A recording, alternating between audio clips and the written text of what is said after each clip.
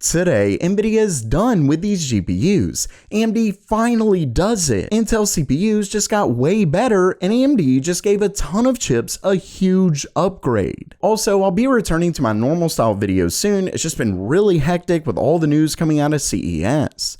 Either way, let's get right to it. First up for today, just like we saw not too long ago, once again, rumors being extremely accurate, Nvidia has apparently discontinued selling their GeForce RTX 4080 and 4070 Ti. And of course, this really isn't too much of a surprise, given the fact that their supercards have officially been released and they're better, cheaper, or for the 4070 Ti Super's case, the same price, yet that one is also better. Now, there's obviously a question of the regular 4070 now that the 4070 Super's here, but they are still going to be selling that, especially because it looks like the price has technically dropped to $350, which of course means the 4070 Super is technically more expensive, but it's the same price when the regular 4070 was released. Anyway, it is still going to be sticking around.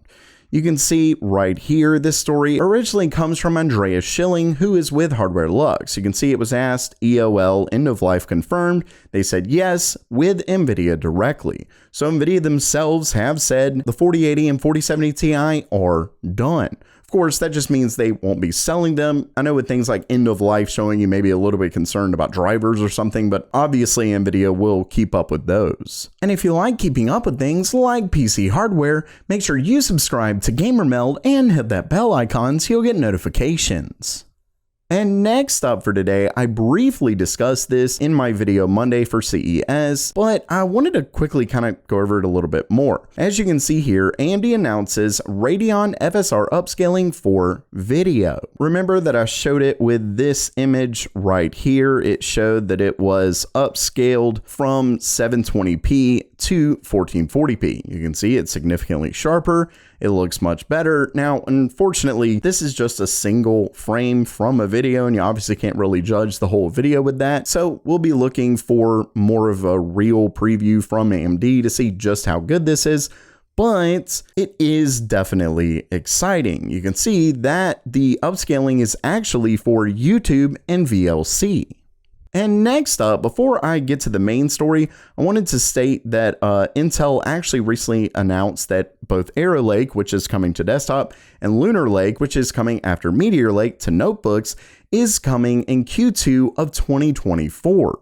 But they actually said something that was pretty wild. You can see it says Arrow Lake, the first gaming processor with an AI accelerator. I'm pretty sure AMD would very much disagree with that. For one, the obvious fact that they already did this on notebook, this specifically says just a gaming processor, so that could be a notebook processor or anything. Though I do believe the presenter mentioned PC, and this is obviously in reference to desktop, but there's also the 8000G CPUs. So this seems like a load of crap. I mean, the 8000G CPUs, which is made for desktop and does come with an AI accelerator, are coming at the end of January. But anyway, that aside, I actually do have some good news. Well, the release obviously is good news, but some really good news for those who already own Intel's CPUs, specifically their 12th and 13th gen desktop parts.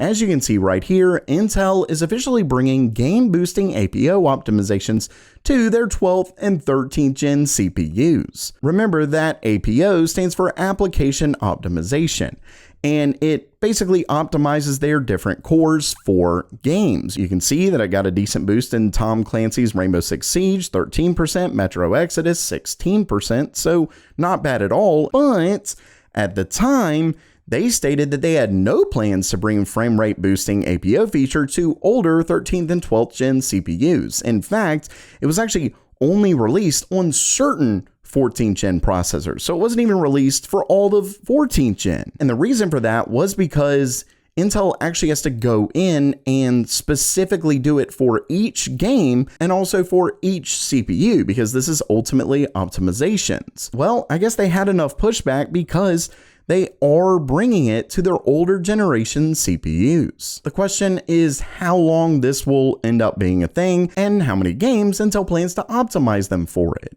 Time, as always, will tell.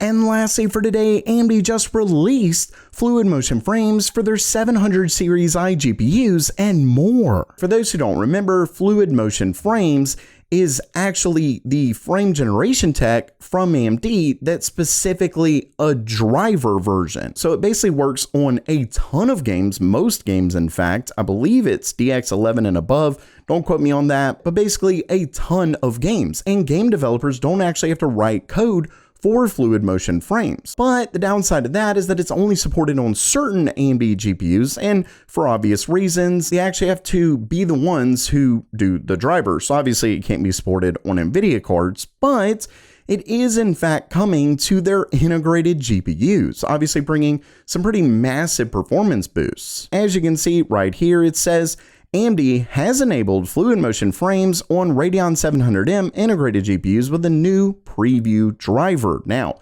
keep in mind this is a preview driver, so install this at your own risk. It says the release notes for it briefly mention that it added support for the 700M iGPUs, which is obviously their mobile 7040 and 8040 APUs, as well as the upcoming desktop 8000G APUs, and get this, the Z1 and Z1 Extreme SoCs for handheld PCs. So that means those ROG Ally handhelds that we've seen and quite a bit of others. So basically, this is a really big release that should add some serious performance to a ton of systems. Now, you might be thinking, and I more or less agreed from the beginning, frame generation, it's not real frames, it does add latency, although both AMD and Nvidia are working on certain things to try and lower the latency to compensate for that. But the issue is that, well, let's not forget that with Nvidia's Ada Lovelace, they really touted the performance. They were talking, 4 times performance and things like that with the 4090, but it has since been made clear that that was with DLSS 3 frame generation. You can see right here, from Turing to Ampere, really good, but whoa, Ada Lovelace, massive, yeah.